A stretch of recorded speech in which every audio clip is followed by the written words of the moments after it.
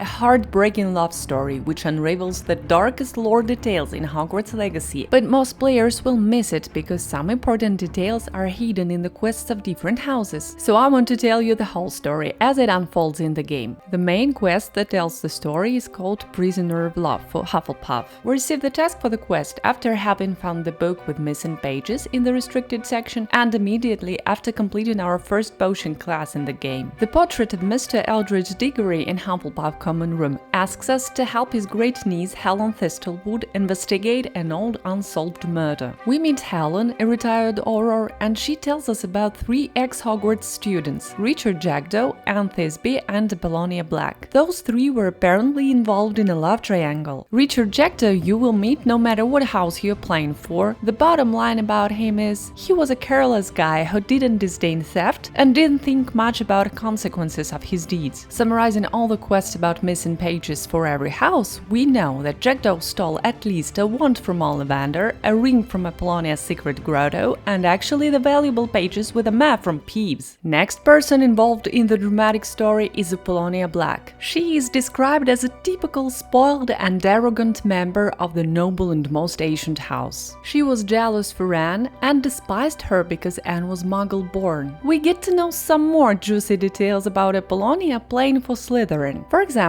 from Scrope, the Black family house elf, who tells that his dear mistress cut off his ear, to be honest, instead of decapitating him, so that's really nice of her. Much later in the game, by the way. Another small detail adds up to the Scrope's line with Apollonia. In the guise of Headmaster, we hand the elf Apollonia's diary, but again, it's Slytherin exclusive option. Apollonia, in fact, looked down upon not only Anne, but other people too. Jackdaw Ghost complains that nothing was ever good enough for this girl, and no matter how hard he tried to impress her, she just rolled her eyes and nothing more. And who was Anne, the third part of the love triangle? She was a victim of Apollonia's cruel intentions. Anne was in love with Richard Jackdaw, who obviously didn't care much about her. He and Apollonia were just making fun of trusting Anne. Maybe it was another Richard's attempt to please Apollonia. So basically, Richard invited Anne to the cave as if he wanted to hunt for treasure together with her. Only Anne was not able to solve even the first puzzle in the cave, so she just left the cave and went back to Hogwarts. You know what's the most appalling fact here? Jackdaw went to the cave, in fact, to find something cool enough to finally draw Apollonia's attention and awake her interest. And that's where we come to the tragic outcome of this sad line. Jackdaw died in the cave and never even realized what caused his death. Afterwards, people saw his ghost randomly floating in Hogsmeade, but he failed to explain how he died, so the investigation presumed a murder. And the only testimony against an alleged killer was provided by Apollonia Black. It was her idea, obviously, that Jackdaw invited Anne to the cave to make fun of the girl who would fail to crack puzzles. But suddenly everything went wrong. Jackdaw never came back from that cave. Apollonia went furious and she accused Anne of the murder. Taking into account the Black's reputation and connections in the ministry, poor Anne girl had no chance to win this battle. Helen operates us both to Azkaban, where we meet Anne. Anne looks awful.